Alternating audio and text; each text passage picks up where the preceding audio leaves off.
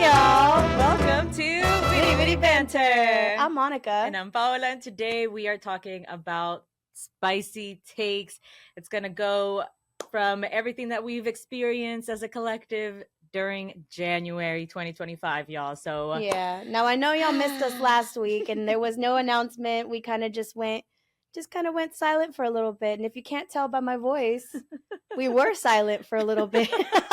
Literally. Yeah, whenever I say God humbled me for a good week or so, I didn't have a voice for a while. So, and that's the hardest thing, especially as like a vocalist, to like lose your voice. oh my gosh.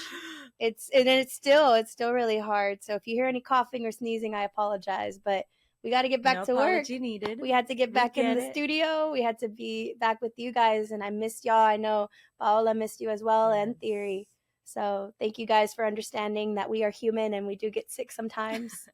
Yeah, if you haven't gotten sick, like, you are blessed, because this whole virus went around. There's upper respiratory stuff going around. There's stomach bug going around. I got the stomach bug as well last week. So yeah, your girl was on the toilet for a long time. It's not a fun time. It's not a fun time at all. You know, we took the time to take care of ourselves, which we highly recommend you do, especially because this is just the beginning of 2025 and the beginning of the next long 4 years that we have ahead of us. Oh Lord, I think I sent you a meme this last weekend where I was like, well, we got through the year of January. Right. It's been the longest year it really, ever. It really has, but thank you guys for sticking with us regardless. We hope that this Spicy Takes gives you a little bit of perspective of the happy and also of kind of what we're dealing with in this country right now. Yeah, definitely. Because, you know, Witty Witty Banter, we like to have a good time and bring the light out and bring the positivity. But alongside with that, we have to definitely bring forward all of the different things that our administration right now is putting on different minority groups and obviously causing different things to happen, different tragedies to happen in the world. So we're going to definitely point those out to you guys in case you haven't heard some of that news. But let's start with something a little bit more sweet. Yes, but before we start with it, because there's a lot of things that happened over the last week, that happened over the week. Yeah, like 2 weeks, we've been kind of like not existent. Yeah. So I know that there was an award show for the Dallas Entertainment Awards, and you were there, and you know, obviously showed out and you know, showed your respects to the awards, which I definitely want to get a part of. And I think it's an awesome thing for Dallas, for the city of Dallas. This is their second annual entertainment awards. So huge shout out to Desi. He's the founder of the Dallas Entertainment Awards. And basically he saw that there was a deficit in recognition of Dallas creatives, whether you are an entertainer, whether you are a supporter of the arts by providing a venue for creatives to get together and share their art. Whether you are a drag queen, drag king, like, it didn't matter what space you belonged to, you were celebrated at the Dallas Entertainment Awards. And so lots of highlights from that.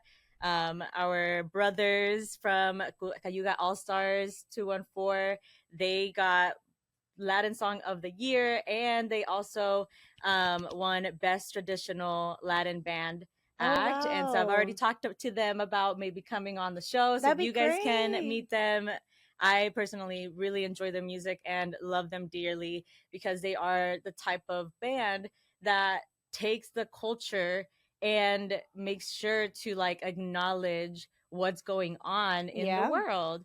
And they their album Cumbia, or the song Cumbia del Barrio, really encapsulates that whole essence of like, this is our sound, our voices are not going to be put down. And their acceptance speech, basically they were saying like, this is for La Raza. And I see you wearing your Cesar Chavez t-shirt. We gotta represent our people right now, especially right now. And you know, we'll get into that a little bit later, but I was telling Paola, I felt like it was super important to wear something specific about what we were talking about today, which is a part of the administration, a part of what's going on, but specifically a part of the Latino culture.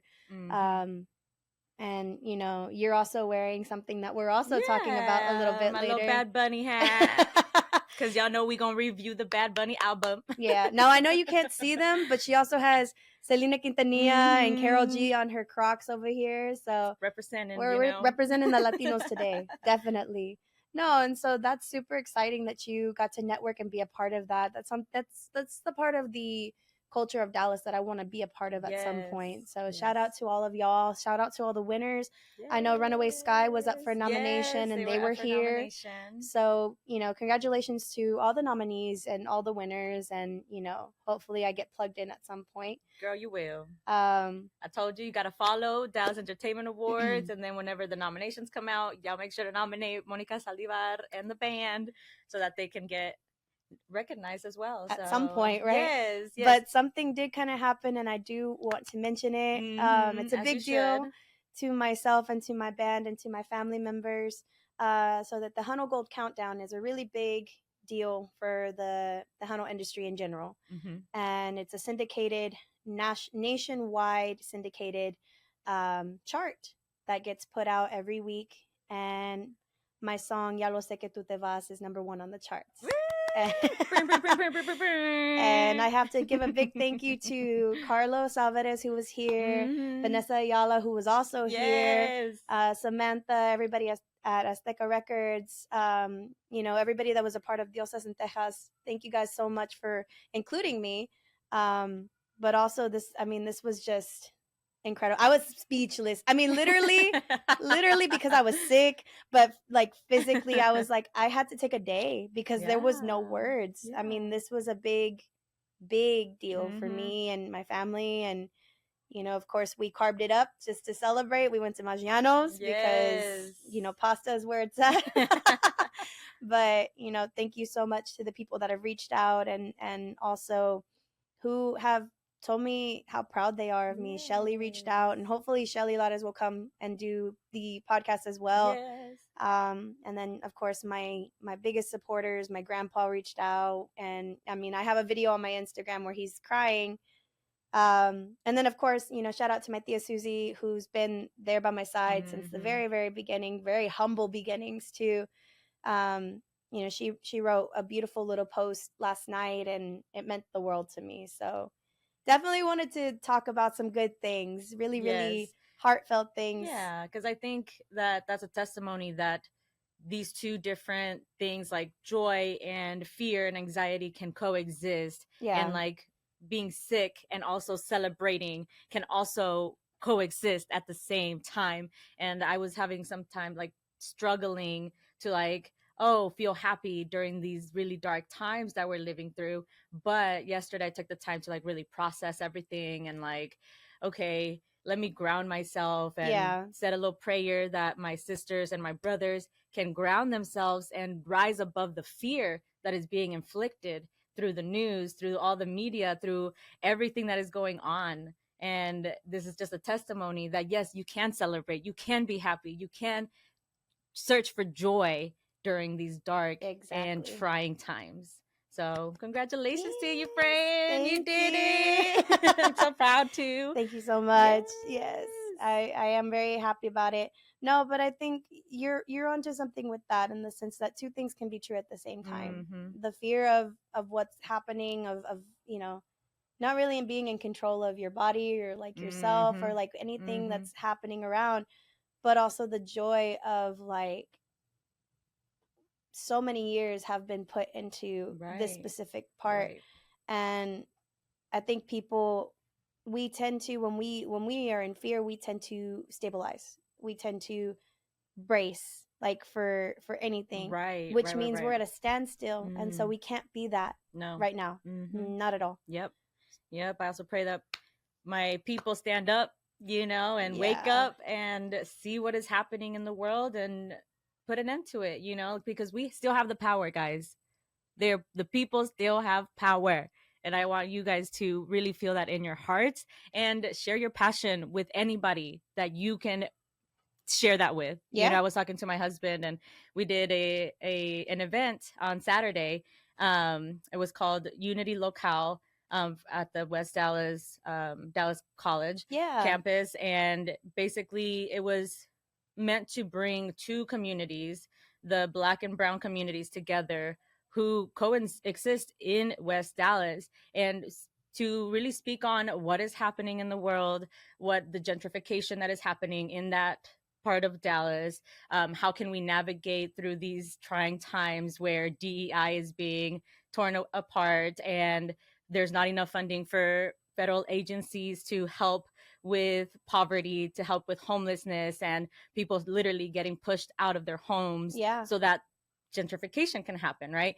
And seeing all sides of the coin of like the pros and cons and how can we rise above it and come together. Exactly. And so it was a beautiful, beautiful event. So shout out to Shy and the Civilized X community for bringing us all together. And so the main takeaway that I took from that was these two girls were outside of the building and they're like, your passion for cumbia is just like something that we need more in the world, because they were like, I had no idea what cumbia was. They're like, I had no idea that African slaves had their part in making cumbia.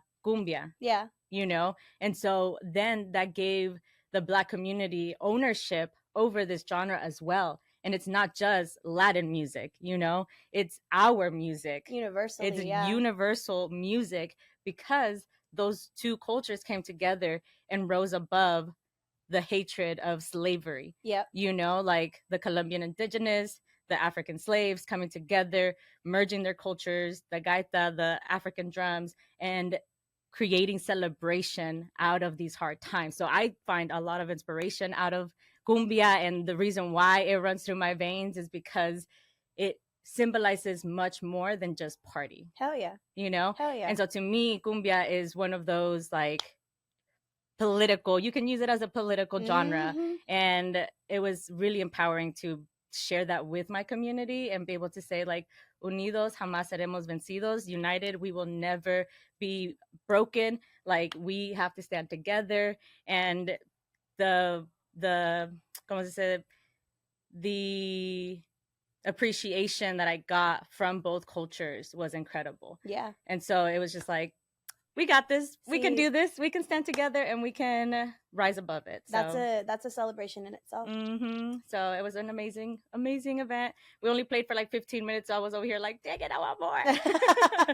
But I know it's going to be just the first of many. Yeah. Of course. Yeah, even in the Grammys, people were getting political. They were. Oh my goodness.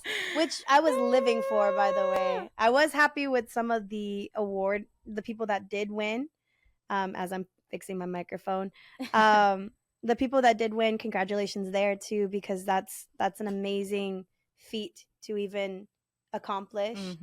Something that wasn't shown on the Grammys that I do want to talk about. If y'all are on TikTok or if y'all are on social media in general, there's a Japanese / Peruvian singer. Her name is Mimi Sukar. Oh, I don't know her. And she's going around, and it's a clip, and we can share it here. And it's like she sings the what is it? It's Celia Cruz. Oh, Kimbara? Yeah. But she also has like it's crazy because she's Asian and they're doing salsa music. And her son is Peruvian as well. His name's Tony Sucar. He's in the Grammys as well. I actually got to connect some type of way through online social media, and ever since then I've just been kind of following the story, and I'm like, oh my gosh, like that's so cool. Like, here's this Japanese woman, like, just going hardcore. And I'm talking about Celia Cruz. Wait. Is the video you're talking about, like, has, like, a whole live band behind her? And I think I've seen that video. I didn't know who it was. Like, okay. What is it? She says, si tu marido te pegan, dale golpes tú también, kind of thing. Oh, we're going to put it. We're going to put it right here. Si tu marido te pega, no creo. Dale golpes tú también. Don Toño. Si tu marido te pega,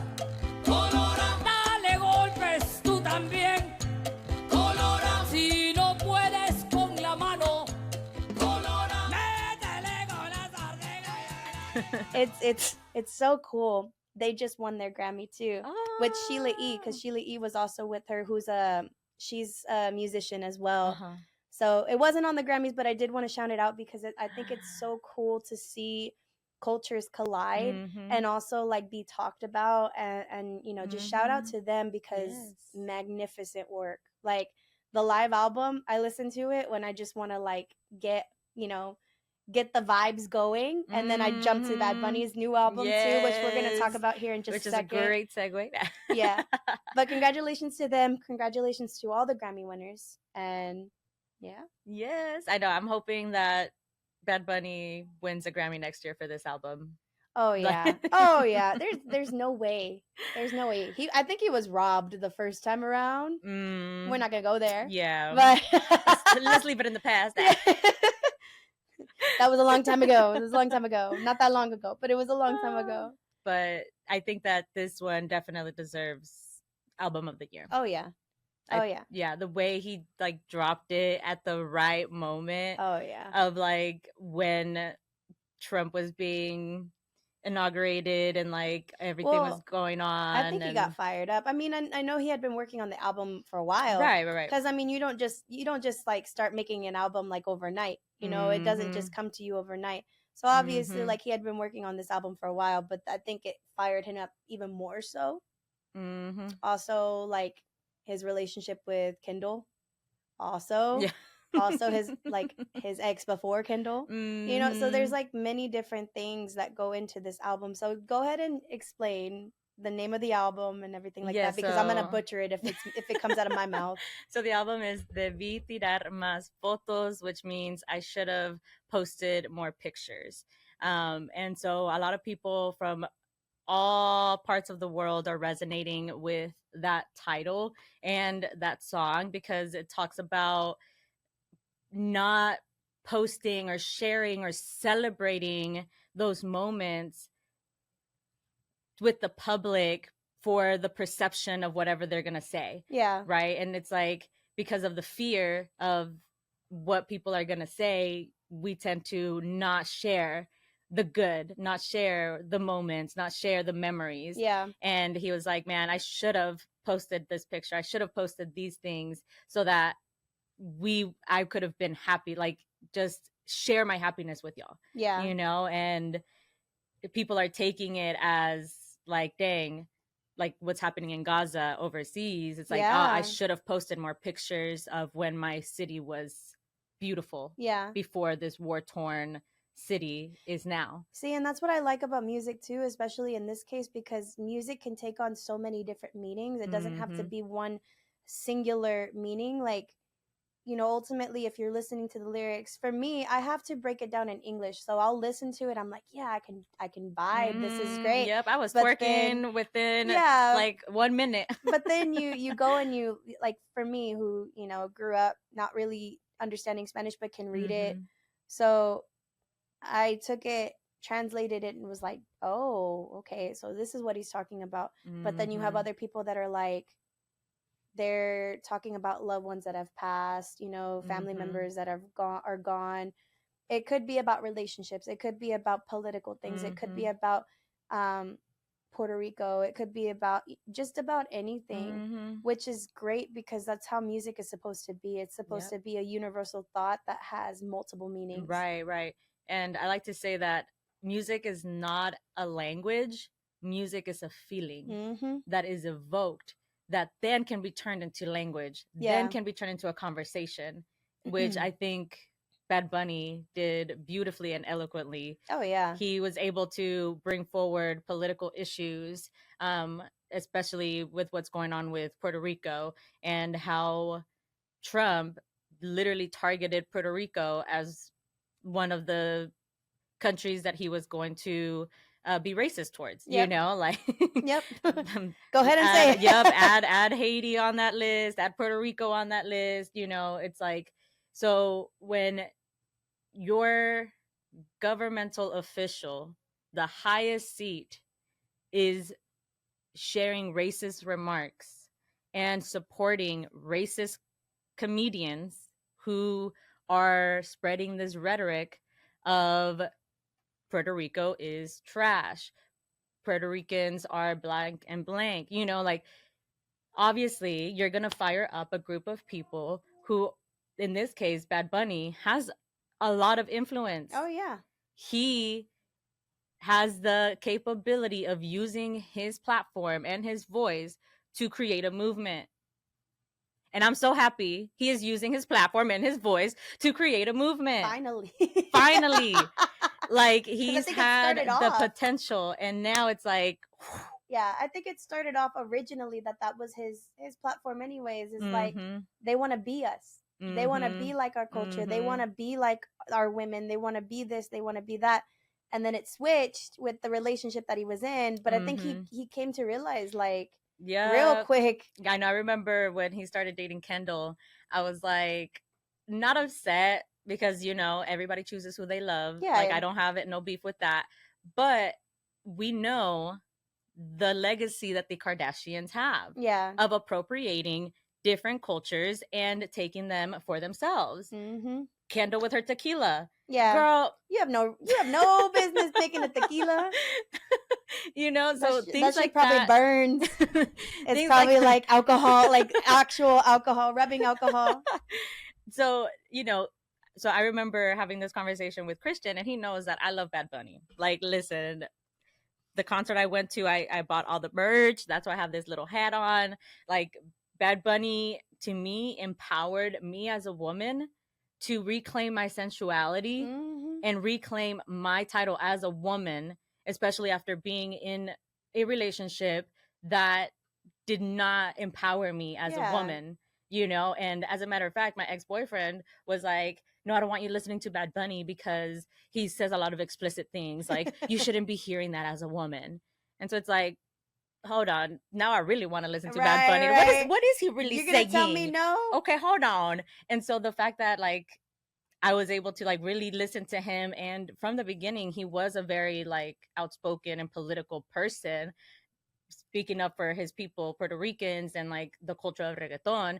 Of course, he also talks about explicit things like sex and drugs and, you know, whatever else partying goes on. But at the end of the day, like, he gave me the, like, the feeling of, oh, as a woman, I do have power, and I have to own that power. I can't let a man tell me what I can or cannot see, what I can or cannot hear, what I can or cannot be. Like, that's not what's going to happen. And so I think that Bad Bunny has been a trailblazer for a lot of, like, people of our age, because he's our age. He's in his, like, I think he just turned 30 as well. He just turned 30, yeah. So, like, he's literally the forefront of our generation and being the voice of our generation. So I'm like, I'm so happy that he finally, you know, woke up. But I was having this conversation with Christian that, like, I was like, man, I am not so happy that he's dating Kendall because of the appropriation side that her family has. And it's just like,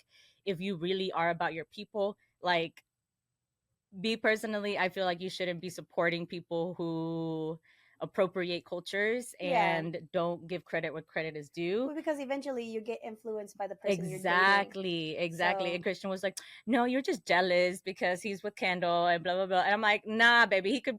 I love when he was with Gabriela. I wanted them to get married. Are you kidding me? Like, that was like you and most of the like most of his fan base, you know? And so this album really shows, like, damn, he really wasn't over her. Gabriela, you know? No, big time. Like, that's the one he needed to stay with. And I think that, you know, I believe she's still supportive of his music and his career and everything like that. I do believe that that's the case, because of course, me and my little rabbit holes of TikTok, while we still have it, right? Right. They're like, no, she was at his listening party. She was there. She was doing this. She was doing. So I'm like, it could happen again at some point. I mean, again, I'm one of those, the door is closed, but it's not locked kind of people. So. Right. And so it's like, there's a lot of love songs in there. A lot of love songs in there. I think mainly retrospectively thinking about the past and, like, that he fumbled. And, you know, we love a man who is retrospective and is accountable for, because there's not a lot of men that will do that. Because like when I was listening to it, I'll be honest, and I mean the people know who they know, right? They know who they are. But I'm listening to it, I'm like, well, damn, like maybe that's how my ex feels, or maybe that's how, that's how I would want them to feel. Like, you fumbled me, I was there for you, and then the realization kind of kicks in. You know what I'm saying? You know what I'm saying?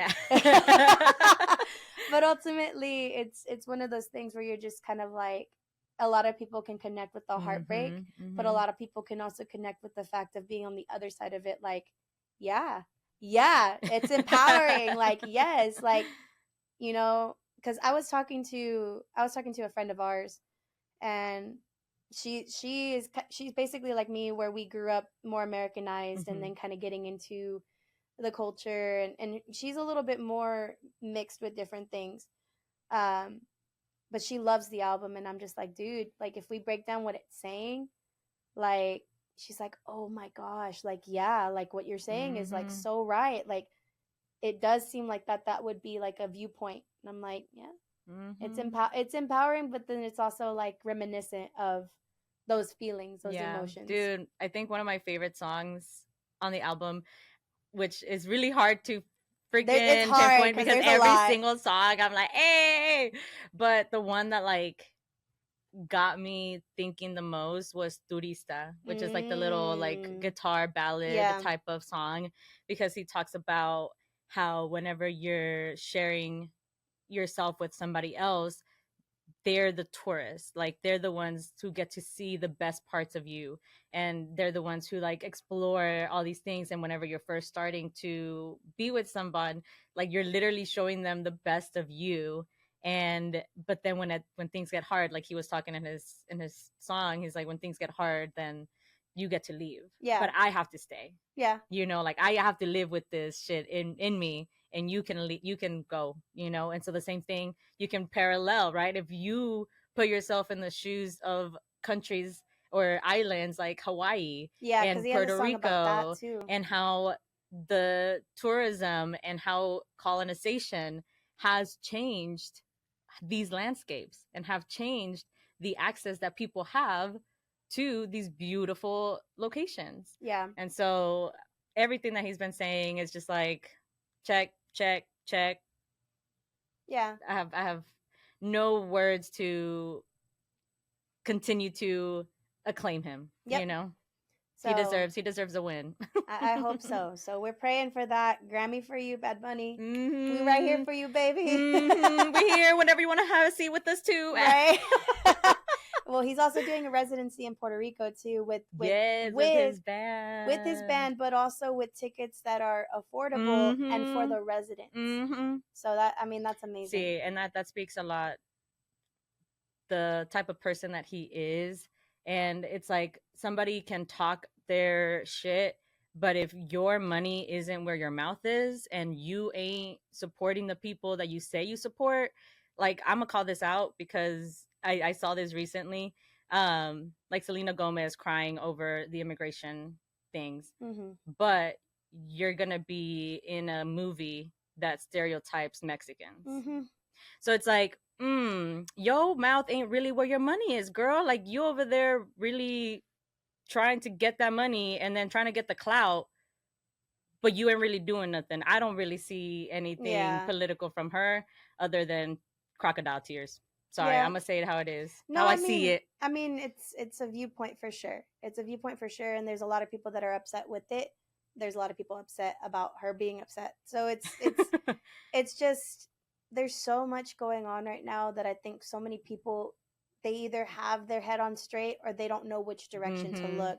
And so, which is, I'm not defending her actions, because honestly, I'm the type of person that I have a really hard time watching people cry on videos, because you made a choice. Like, you made a decision to pull out your phone, start recording, start crying, and then you also made the choice to post it. So, unfortunately, with this new generation, it doesn't matter what your intentions are. If people are going to comment, and it's not always going to be towards the better judgment, Right. you know? So the intention is, I mean, I understand the intention because, of course, I'm the type of person that, like, I over explain. Mm-hmm. Like, no, you don't understand. Like, this, and it's kind of hard for me to take a step back sometimes. This year, when it first started, 2025, I was just like, you know what? If I have to over explain myself to people, these weren't the people that were supposed to be listening to me in the first place. Mm-hmm. So I have like mixed emotions with it, only because of the fact that, like, I get the intention behind it, but at the same time, like you're saying, you have to put your action with the words that you speak. And unfortunately for her, it's a very, like, mixed opinion. Yeah, and there's I get too much it. going on. I get it. There's way too much going on, which we're gonna get into, because like things do fall through the cracks, and I get it. I'm emotional too. I get it. She's emotional. Like, we can feel these things. I'm not shaming her for feeling these things at all. Like, you want to cry, go ahead and cry. You know, you need to cry, cry, let it out. But make sure you're putting yourself in projects that actually align with what you believe. Yeah. That's all I'm saying, is align yourself with the people and the views that align with what you believe. So if you're saying something, do what you're saying, you know? So that was my critique on that. No, but because, I understand where you're coming from. For me too, I'm just kind of like, I don't do well with the whole crying thing. I don't do well with crying in general. Why are you crying? Stop crying! I'm one of those people, you know, like, I am a very compassionate person. I try to be. And I'm a very emotional person too. I cry a lot. Yeah, I cry a lot too. But that's why I'm like, I don't shame nobody for crying. That's not what I'm saying. I do. If I'm doing it with people or people around, it's because I trust you enough to, like, let you into that emotional authenticity. I try to be as authentic as I can, or authentic as I can. But yeah, that part of me, that's a sacred part. Yeah, that's a sacred part. Yeah, we don't share that just with anybody. No. But yeah, so that's a good segue for more celebrity news, more spicy takes, because, you know, it ends with us. And the thing is, like, in court. Literally, it ends with us in court. So I wanna bring two. This, literally part 2, because we've already covered this, but y'all already know the story keeps developing. Like, every time I open any social media, it's like, it's new developments. I'm like, Colleen, sit your ass down. No, it's Blake. Well, I know, but Colleen, we know why Blake doing this. We know why Blake doing this. So, for the people that Colleen live under a rock, for the people that don't know what's going on, don't have social media, live under a rock, or just living a wonderful life. Yes, honestly, don't get into it. Don't be deep diving into this, because you're gonna go down this whole road. So, was it Christmas or was it New Year's that Blake did her New York Times complaint? Because that's what it started off with. It was a complaint. I don't necessarily know the whole timeline of the whole thing. It was around New Year's. It was either the day after New Year's or the day after Christmas, somewhere around there. Blake Lively releases a complaint to the New York Times calling out Justin Baldoni for sexual harassment and all these different things. It was a long complaint. I think it was like 8 pages long. To the New York Times. And it was basically saying that Justin Baldoni sexually harassed her, along with somebody else on set, that she felt uncomfortable, that she felt in a workplace that this was not okay.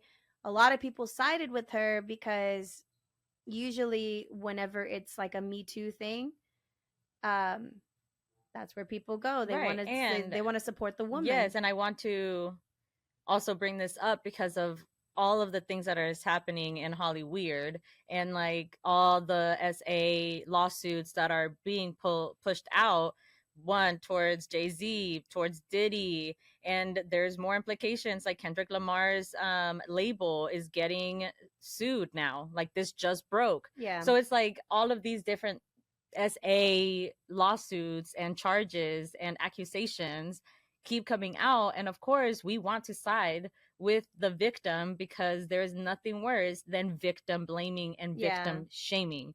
But in this case, Justin came out ablazing. So go ahead and tell them what happened with this. Well, it was also like part of the complaint was that there was a smear campaign against her. Baby girl, you did that to yourself.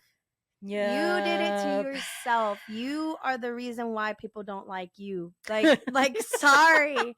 I hate it. I hate it so much when somebody is getting called out on their bullshit, but then they want to have a reason. Like, well, this happened on, like, to kind of like, right, they deflect the blame on somebody else. Yeah. So Justin was not playing around when he got his lawyer involved. And there's a lawsuit against Blake Lively. There's a lawsuit against Ryan Reynolds. Oh, right. Taylor Swift is somehow involved in this because whole she's thing. A dragon. Yes, because, Blake Lively is a Khaleesi, and those are her two dragons, which are in text. He came with receipts. He came packing. I saw a creator being like, that was his wife telling him to save all the receipts because she clocked that mean girl energy. It's immediately. Like, we as women, we know.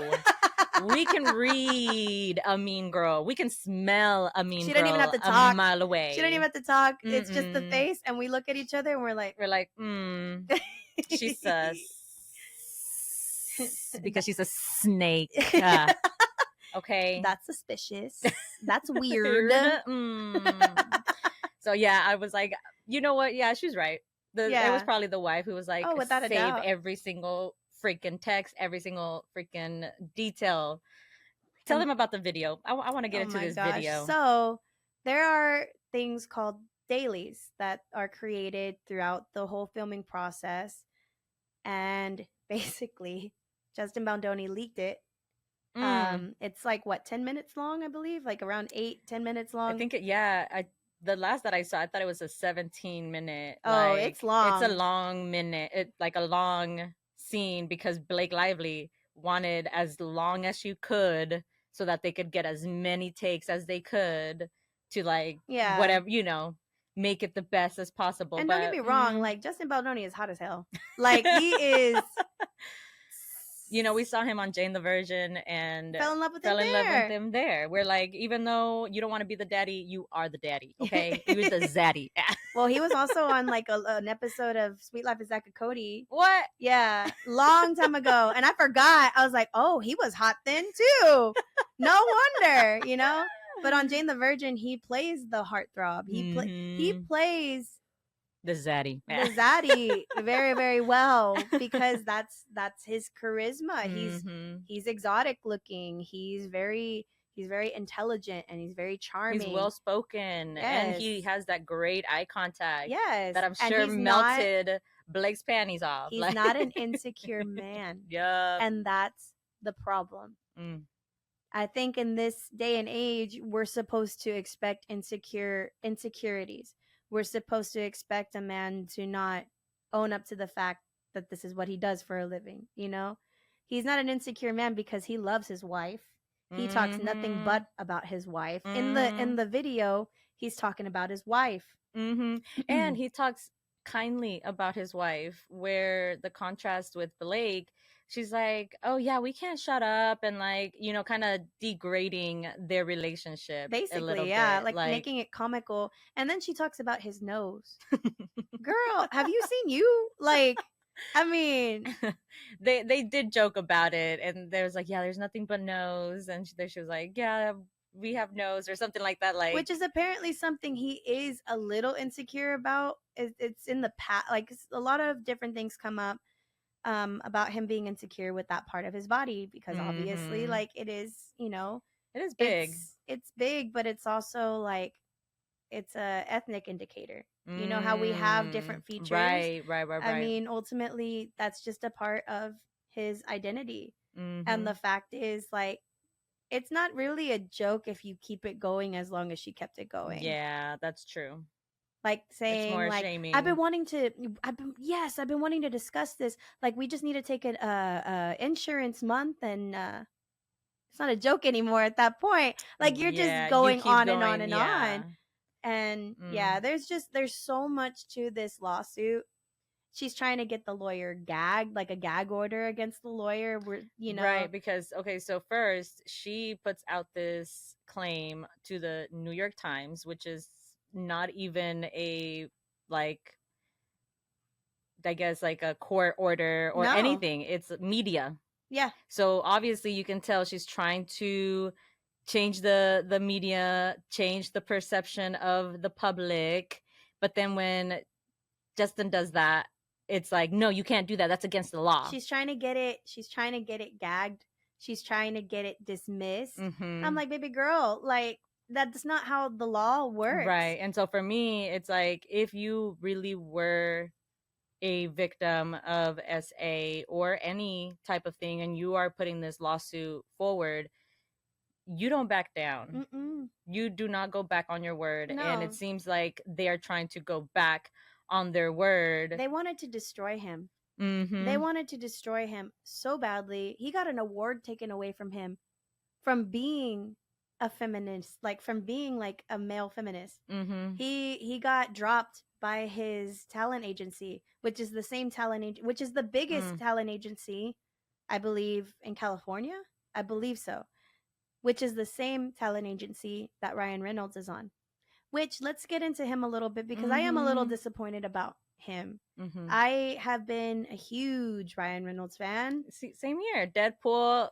It's hilarious. Hard. It's hard. It is so hard to only take them for their art and not so much for the accountability of their persona. The character. At this point, you know how they say separate the artist from the art? Yeah. It's like, yes, you have to, but at the same time, it's like, you know what? If you're not a good person, why are you influencing people? It's also going to display, too. It's like, also going to display. People are going to see you for who you are. So basically what they're saying, what a lot of people are saying, is that he came on set. He was on set a lot, or he came on set at one point in time, didn't like what he saw, and started taking over, which also indicated Blake Lively to start taking over more. Apparently, he's a very jealous person. Like there's all these theories, there's all these claims. I don't necessarily know what to believe. I do believe that he saw what he didn't like. Apparently, there was an altercation between him and Justin Baldoni at one point in time. There's text messages, and the text messages are yeah, they're intense. Talking about suppositories and like what the yeah, and like people want to say like, oh well, that's their humor. No, baby, no, no. That's unprofessional. That's like disgusting. Nobody wants to hear about in between areas. Like nobody wants to hear about that stuff. And then like, how do you take that? You know, so props to Justin for handling it the way he handled it at the time, because he could have been way meaner. Yeah. And then now it's like he doesn't have to hold back. I feel like there's no reason to hold back. If you have evidence, if you have receipts, go ahead and give that to anybody who needs to see it, to have it. I think Colleen Hoover also had a lot to do with it because of the clause that is in their contract. Yeah. Go ahead and tell them about that clause, girl. So basically the clause says that if there is a so Justin Baldoni owns the rights to It Ends With Us. Okay, so he owns the rights to it now. So that's why he was able to do and direct and produce this film. Which was 5 years prior that he got the rights. Yes, so he owns them. Okay, those are his. Nobody can take them away because he bought the rights to them. However, there is one little clause in that contract stating that Colleen Hoover can regain those rights if there is any like inappropriate work environment or SA claims towards Justin. So obviously they're not stupid. They know how to work the system. Blake obviously knows how to manipulate the media. Yep.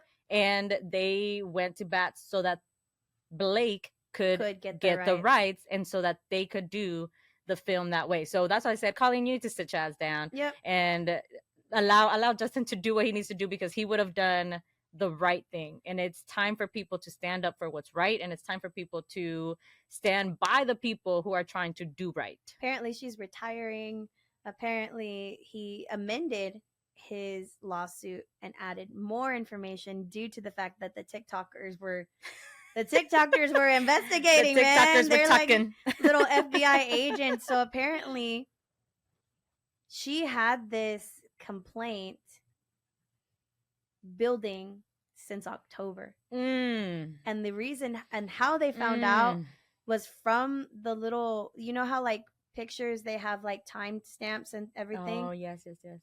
People were clicking it, looking them up like in like a Google search or like I don't know how they did it. Yeah, dude. But it's people can time-stamped. literally look up your address just from a picture you took in your backyard. Yep. Like people can look up anything out of a picture. So it's so crazy. They were looking up the name, and it also had what is it, smear. Oh, that's right. It had like Mhm. a smear on the title Yeah. of the New York Times. Yeah. Like that's what they were going back and forth. It was like, okay, smear campaign for Justin. Like It's done. we see you. It's done. We see what you're trying to do. At this point, it's overdone. It's cooked. She's burnt. Like at this point, like there's no coming back from it. She's not gonna apologize. Ryan Reynolds trying to make himself like seem like the nice guy by going off and signing autographs for people, which was very much like I don't believe that was a real thing.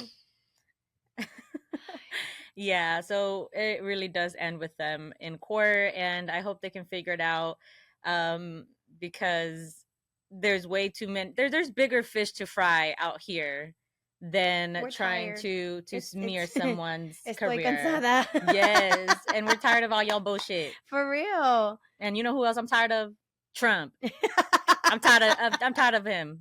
Like Great segue. Great segue. You know, ooh, girl, because it's only February now, and I feel like I've aged already 4 years. Yeah, dude. Like, no, man. Like we're going backwards.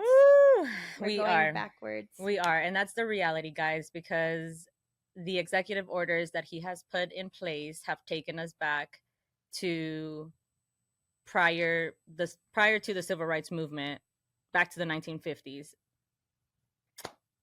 Yep. So just let that sink in.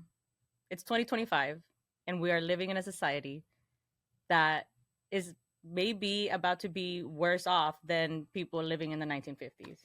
Women don't have rights to their reproductive organs. We're getting rid of historic celebrations, which I love the fact that when we walked in here, Martin Luther King was sitting right there. Right, and then I love it the said fact. Celebrating Black History Month in Grand Prairie, Texas. Yes, only Grand Prairie, man. So happy Black History Month. Amen. Yes, we're still observing and we're still celebrating. Yes. So like I said, the people still got power. Yeah. I mean, nobody's going to take away what we fought for. It can't happen like that. But there are programs that are taking away from, from the places we shop.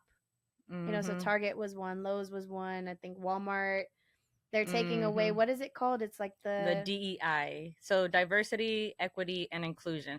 And so listen, y'all, this is not just a race thing. This is not just like, oh, people of color can't get hired at these places, or we are not going to support people of color. It is people with disabilities. So our Texan governor, he's taking away his own freaking rights. He's taking away his own freaking ramps. He's taking away his ramps, okay? So it does not only affect, it's not just a race thing, it's a human thing. It's like think about implement yourself before you start agreeing to policies.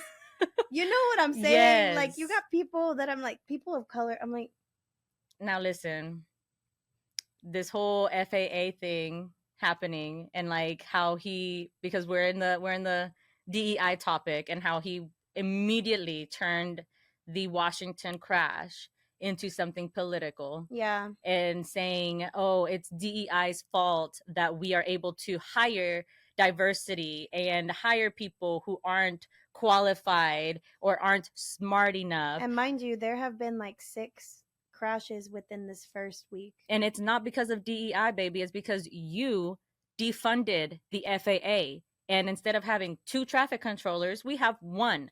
It's the same idea. Whenever schools get defunded, guess what? There's 35 kids in your classroom with one teacher. That's not something that should be happening. And that's the same idea. So if you put yourself in, let's, because I can only talk from my own experience. Right. If you put yourself in a classroom with 35 kids and it's only one adult, think about it. What do you think is going to happen? Chaos. Yes, that is what happens. Yeah. So you have a job that needs 2 qualified people, 2 traffic controllers, and you defund it. So now you only have 1, and they're having to control all of this stuff. Things are going to fall through the cracks, and chaos is going to break out. And we've seen it happen before our eyes. All over the country. All over the country. So the first one was in Washington. The second one was Philadelphia. There was one, I believe, in Victoria. It was Victoria. Yeah, and then like planes catching on fire in Houston. Yeah. So there's just so much going on in that regards that our president is not taking accountability. Not at all. And he is choosing to deflect and blame, which are signs of narcissism. No, and then also the tariffs. Let's not even forget about that. Oh no, which of course started not. February 1st. And you know what? I was talking to Christian about this because there is a lot of uncertainty, and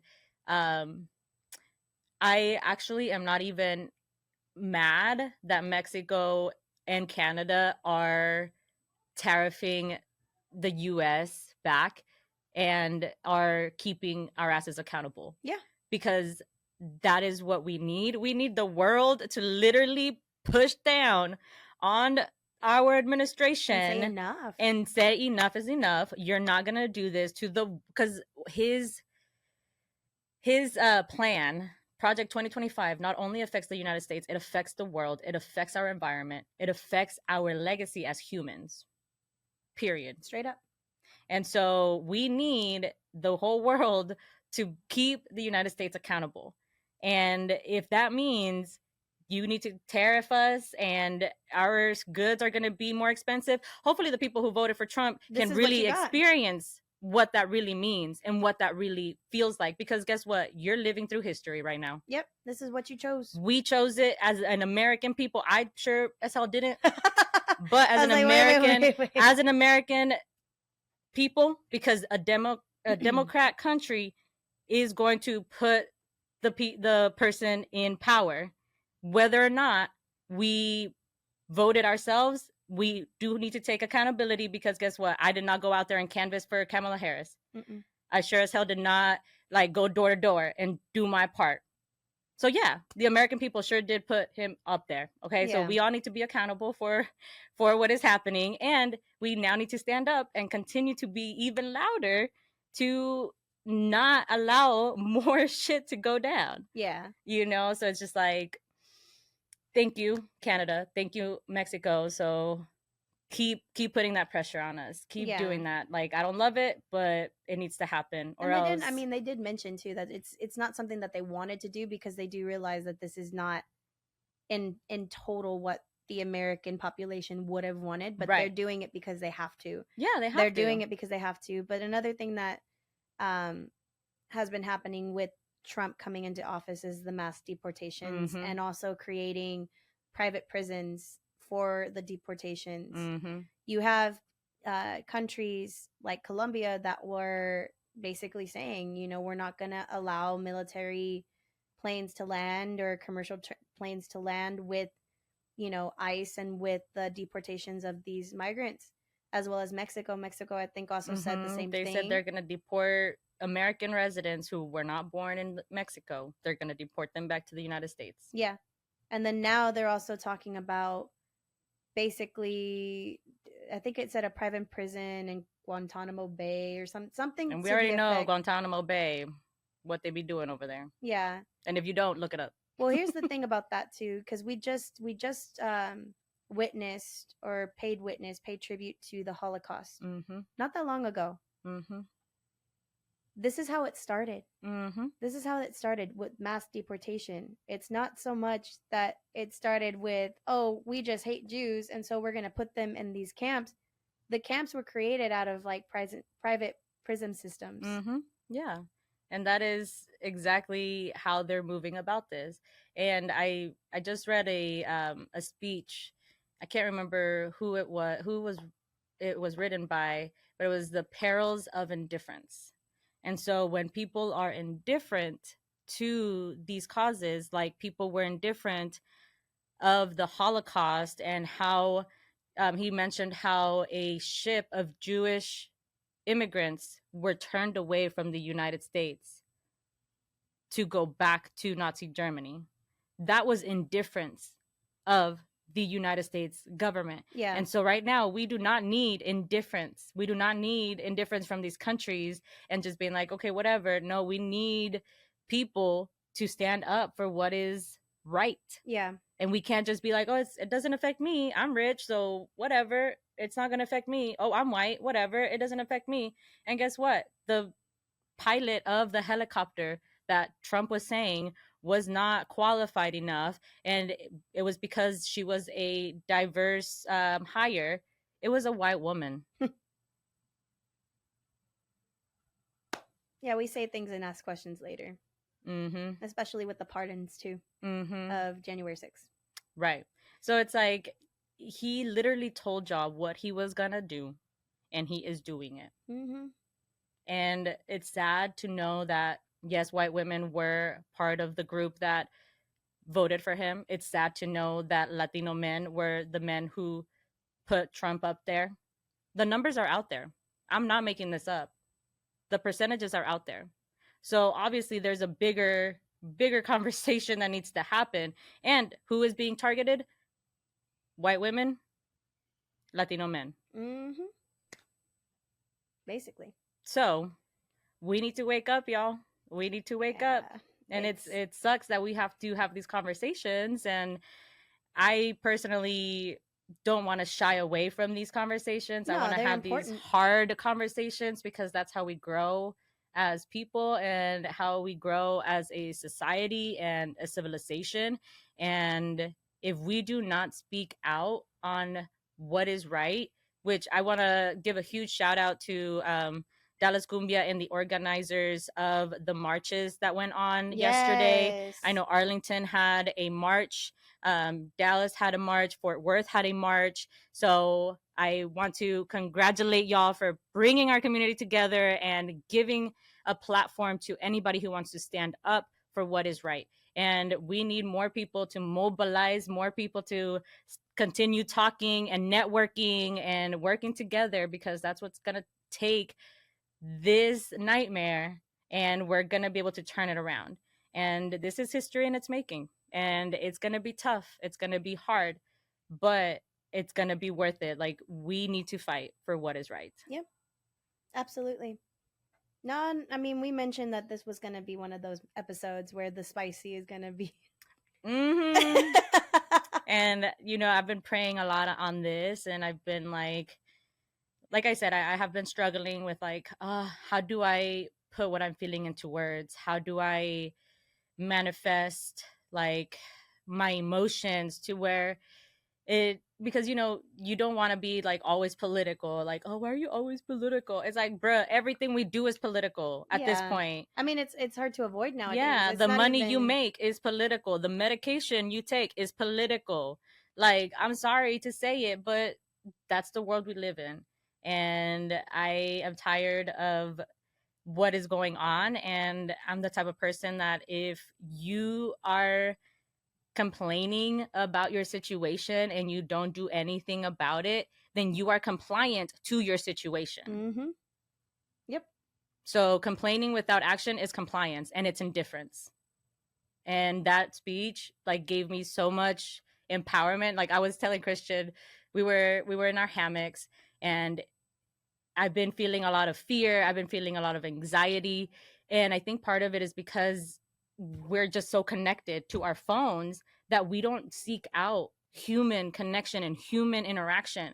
And so we don't see that people are out here living and having a joyous time through all of this darkness, and that these two things can coexist. And so I went outside, we put our hammock, there was people playing, children laughing, and like families reveling in the gorgeous day that God blessed us with yesterday. Yeah, yesterday was a great day. And it was just like, I was able to breathe and say, you know what? There is hope. Yeah. There is hope. And that's what we need right now. We need hope, and we need passion, and we need people to band together. And so it was just like, after praying and processing and being on the toilet and like, just like, which is a whole new perspective in itself. When you, like I said, when you have no control of your body and like the way that you're feeling, once you have that first bit of air, once you have that first breath without coughing or sneezing or throwing up or whatever, you're just like, this is what I'm missing. Yeah. This is where it needs to be. And you're a little bit more grateful at the end of the day. I went to church yesterday, and it meant a lot to me to be able to go to church with people. One person that has been a good support system for me, and another friend that is coming back into my life. And I'm very grateful for that opportunity to have that sense of like, we just need to move on in peace, ultimately. And we've talked about that before too. We're sitting in church and we're listening to the music and we're all three crying. Yeah. All of us. Yeah. Because it hits a certain way. I am a very spiritual person. I do talk about that a lot. But when it comes to like actually like being with a body of people that are as hopeless as they feel, or feeling a certain way, or having a certain aspect of struggle, you're all together in a place looking to a higher power. And it's very powerful, and it is very emotional. And the message was always like, your testimony is what was it? Your testimony is God's gospel spoken in modern time, which was huge. Yes. Because regardless of where we're at in life, this is what's happening. And there were so many things in the Bible that talks about war, and talks about troubling times, and talks about depression, and talks about times of famine. And, it's all there. So, yes, we're living in modern day 2025, the year of our Lord. Yes, amen. But, at the same time, this is just a testament of who we are in God's eyes and God's image. And how are we going to prosper from that? How are we going to continue? So, yesterday was a beautiful day. Yes. And then afterwards, just kind of like having brunch and just talking about different things. I think one thing that I was super excited about was I finished a book within a month, which was a big deal to me because I've been wanting to read more. Yeah. So it's all about perception. It's all about staying strong. Yes, when we're fearful, we typically brace for what's to come, but we have to keep moving in that. We have to keep going. Yep, absolutely. And so I was looking up who was the author of The Perils of Indifference, and it's Eli Wiesel, which is also the author of Night, the book about his experience in the Holocaust as a child. Yeah. So if you have a chance to read that speech, it is public domain. You can look it up on Google, The Perils of Indifference. I'll put it up as well.